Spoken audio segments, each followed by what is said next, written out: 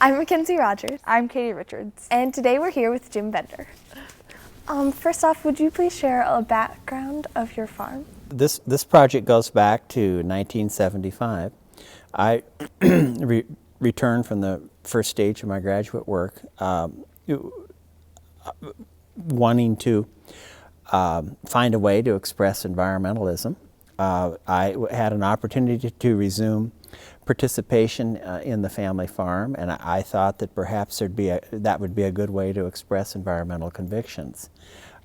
Specifically, what I thought I would do is combine a goal of organic farming with soil and water conservation in one operation as a way to express those environmental convictions. What is your philosophy behind your farm?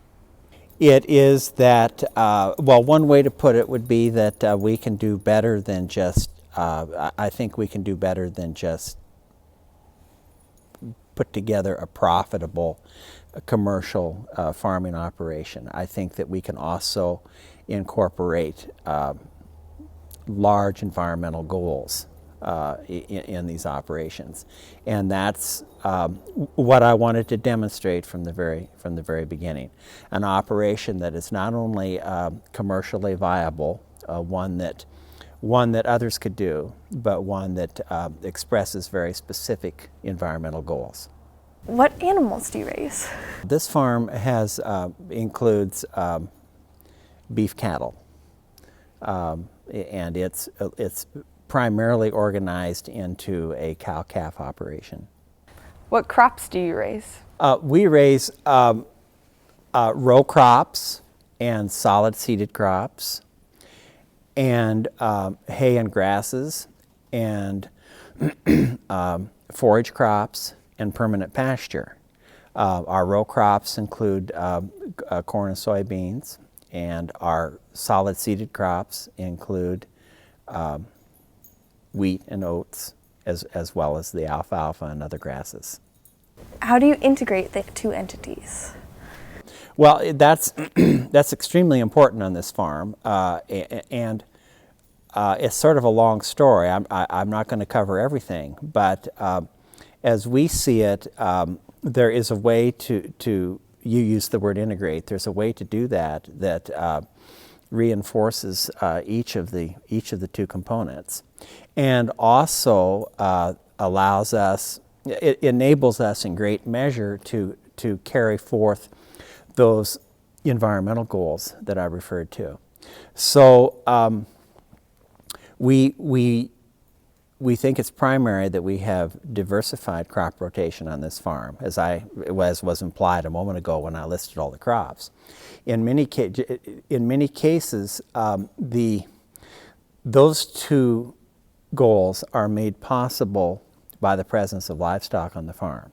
I mean, for example, I mentioned permanent pastures on fragile lands, and I mentioned hay and grass production. Those are only viable when livestock are present on the farm. And so those are a couple of examples. Another way that that they reinforce each other is a farm such as this with organic principles usually needs to include in the rotation crops that are not very profitable. And the livestock help to minimize those problems, such as, for example, just right outside this barn, the cows right now are grazing on winter wheat. So we're getting some value from that wheat in addition to simply producing grain, which is something that sometimes is not all that profitable. How important is biodiversity to your operation? Think of several of our central challenges: fertility, weed control, minimizing soil erosion.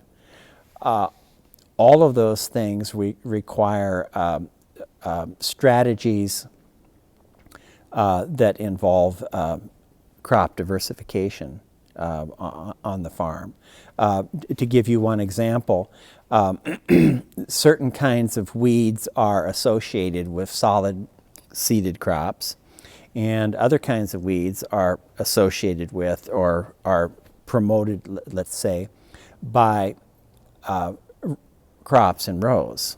So we make sure that we alternate back and forth so that we can put the contrasting weed types on the defensive with our procedures. Can you please explain your typical crop/annual rotation? We might think of a rotation as starting with a soil fertility improving crop, such as alfalfa, insofar as it's a legume. So we establish alfalfa and leave that 4 or 5 years. Then we move from that to a crop, a row crop such as corn, which can take advantage of the fertility which has been built up by the alfalfa.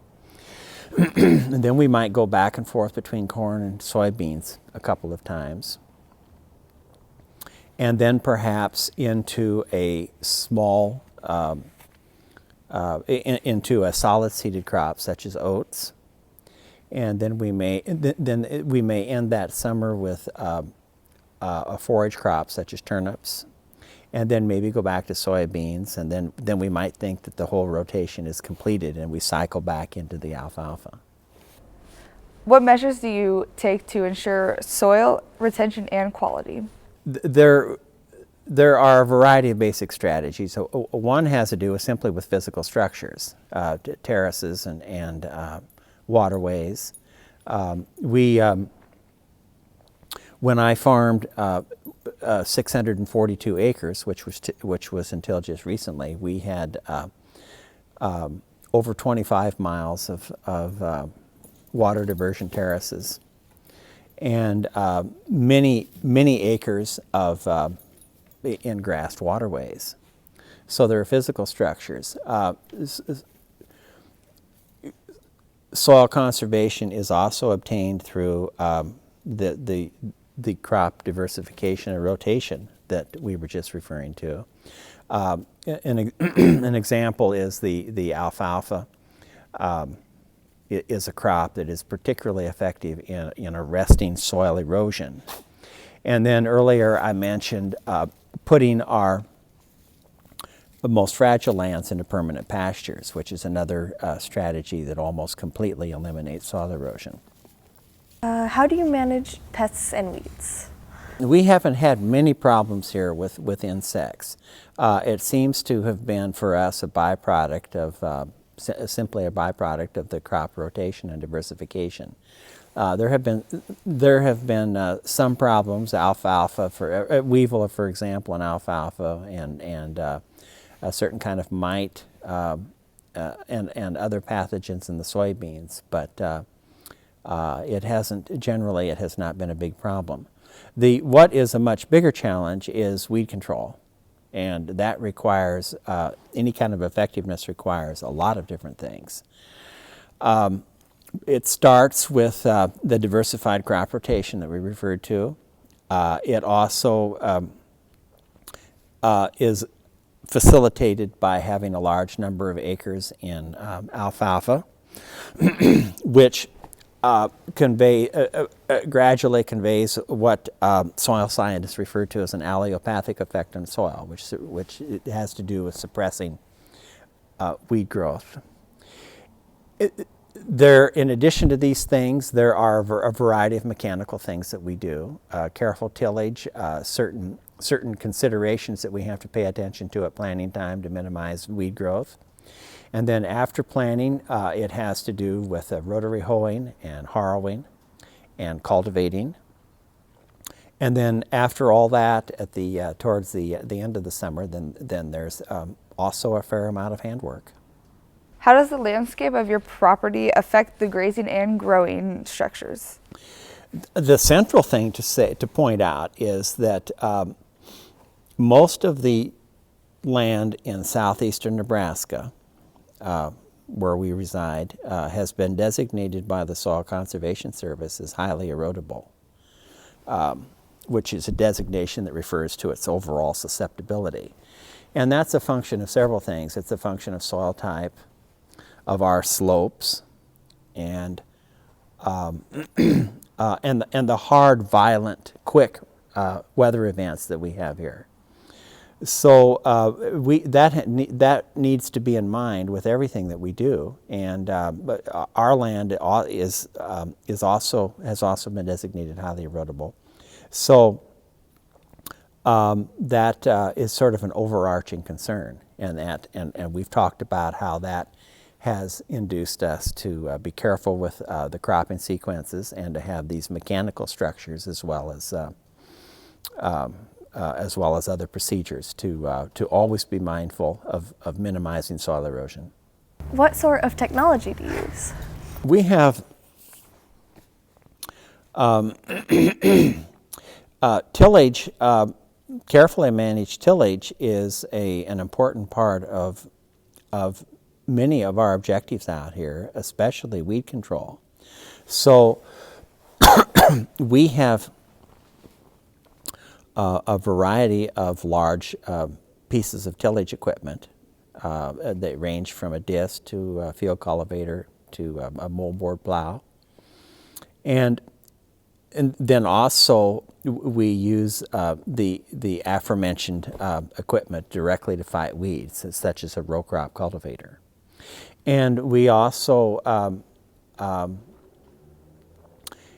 have quite a number of old tractors out here to, among other things, facilitate timeliness in this kind of farming. So do you do all the work yourself, or do you hire help, or have any other kind of workers here? Well, I'm the manager, and I do a lot of it. Through the years, I have hired young people from the local communities to help on the farm also. So they've been a big part of this, and they've done a variety of things, from operating machinery to helping with the hay, to cattle chores, to handwork in the fields, and that is that phenomenon gives us a glimpse into the social aspect of this kind of farming. So what plans do you have for the future of your farm? That's not clear. I think that my most fundamental concern is we sit right between Lincoln and Omaha. Over half of the people in the state live within, or I should say half of the people in the state live within about 60 miles of here. And so I think a very fundamental concern for me is that these farms not be overrun by sprawl. I think that it's time to preserve agricultural lands. Beyond that, there's the hope that that young people will emerge who continue to have this passion for soil conservation and organic principles in one operation. Tillage, carefully managed tillage is an important part of many of our objectives out here, especially weed control. So we have a variety of large pieces of tillage equipment. They range from a disc to a field cultivator to a moldboard plow. And then also we use the aforementioned equipment directly to fight weeds, such as a row crop cultivator. And we also have quite a number of old tractors out here to, among other things, facilitate timeliness in this kind of farming. Do you do all the work yourself or hire help?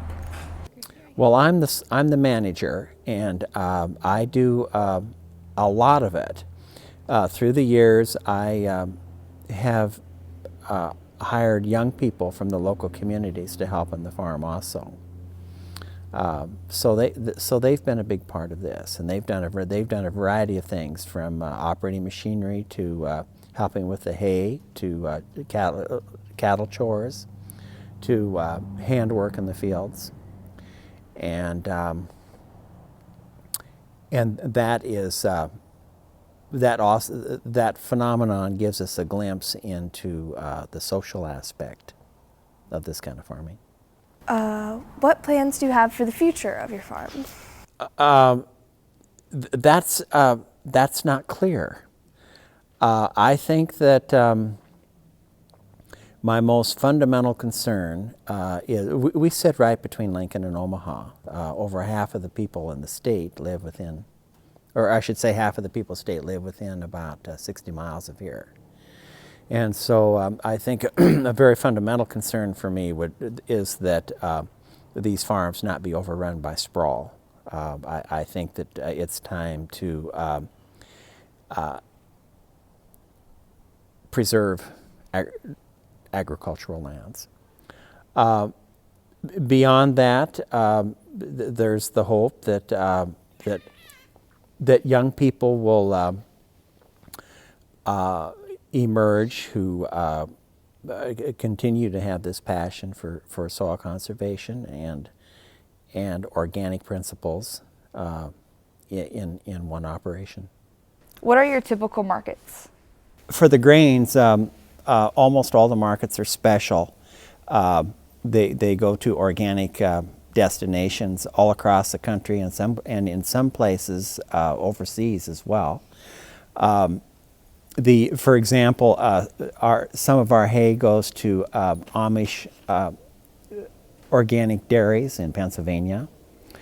Some of our soybeans goes for soy milk, and some goes to be made into tofu and other products in Japan. And oftentimes, my contact is a broker who has connections with these various markets. But some things are sold locally, such as, for example, some of the hay is sold to local horse people. How are you involved in the community? I'm involved in several organizations, but they tend to be more at the state level. I think my central local involvement, other than trying to exemplify a certain kind of agriculture, is the large numbers of young people who have worked on this farm for several decades. It's been dozens and dozens of young people, and sometimes they start at the age of 13, 14, when it's otherwise hard to get employment. So I'd say that would be the central local involvement. What is the most challenging thing about your farm? Weed control. It's a constant challenge. I have had some great successes in controlling certain kinds of weed problems, but as I have more and more experience with this, I see that in many cases others come along to replace them. And there are certain kinds of weed challenges that are just as significant each year as the year before. And they, for example, the control of pigweeds and grass and velvet leaf and cuckleburrs. And I find that if I make mistakes in any of a variety of strategies that I have developed to handle them, that I get into trouble. Also, weed control is, in this kind of a farm, is more difficult in a wet year. And although we haven't had to worry about that recently, it's a constant problem. Which aspect or aspects of your farm are you most passionate? It's become very apparent to me that it is possible to put together a farming system that accomplishes a variety of objectives. One that is not only commercially successful, but also one that is organized to address or alleviate or completely eliminate a variety of a variety of environmental problems that are a constant threat to production agriculture in this country. And so I guess I'm most passionate about the conviction that that this farm has found a way to achieve a variety of goals in one operation. How do you see farming conditions changing in the future? What's on the minds of many of us right now is climate change and drought.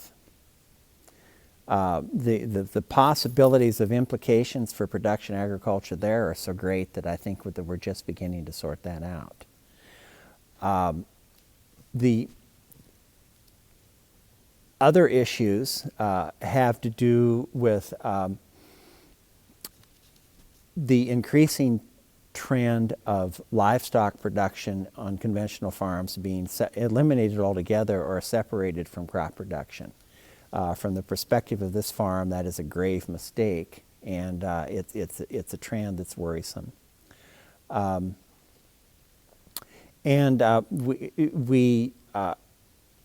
then as I look at my competitors in conventional agriculture, I think there are ongoing environmental problems with that kind of agriculture that, such as, for example, the great reliance on genetically modified seed, which presents questions that we still do not, questions and concerns that we still do not have answers for. Do you plan to do a second edition of your book? I have a friend and a colleague who continually asks me about that, and I guess I haven't been forthcoming enough with an answer.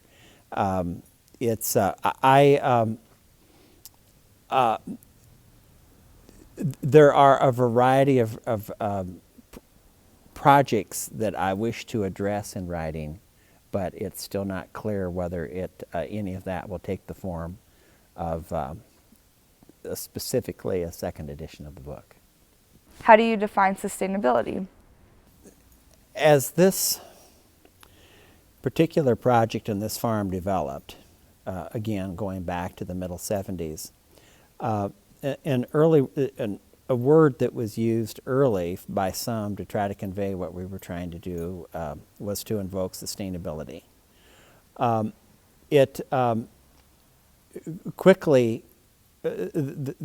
word quickly began to lose some of its usefulness, however, because it was used to convey a variety of meanings and became rather amorphous. It's not a word that I use much to convey what we're trying to do because of how unspecific it is. But I think one lingering aspect of the meaning of the word that does not go away, that is very relevant to judging agricultural systems, is the temporal aspect. That sustainability is referring to the power of a system to endure over time. So that we have, and that I embrace certainly as one of the tests of what we're trying to do out here, and so in that respect, it has meaning, and I certainly hope that this farm is proving to be sustainable. What are some things that are you doing on your farm that you would describe as sustainable? The centerpiece of sustainability on this farm would be our level of success in minimizing soil erosion. We've talked at several points in our visit today about how serious this problem is. And so whatever else we're doing, we have to find a way to to effectively address that problem. And the problem is a perfect example of a typical way of thinking of sustainability regarding whether something can persist over time, because we in the long run we're accomplishing very little here if we have not solved the soil erosion problem. So that's a real good way of illustrating a key aspect of that concept. What could you do, or what do you intend to change to become more sustainable? I don't know that. I know what a new problem is. I don't know whether I'm yet wise enough to figure out what to do about it. Part of the challenge of climate change is ever more violent storm events here in the Midwest. And we've been afflicted by that on this farm, and sometimes the consequences of these weather events have been great stress on what heretofore have been very effective soil conservation structures and practices. An example would be 5 and 6 inch rains in very short periods of time. So I have a new responsibility to figure out how to make this system able to cope with this, what we might say is a new threat to soil conservation in this area.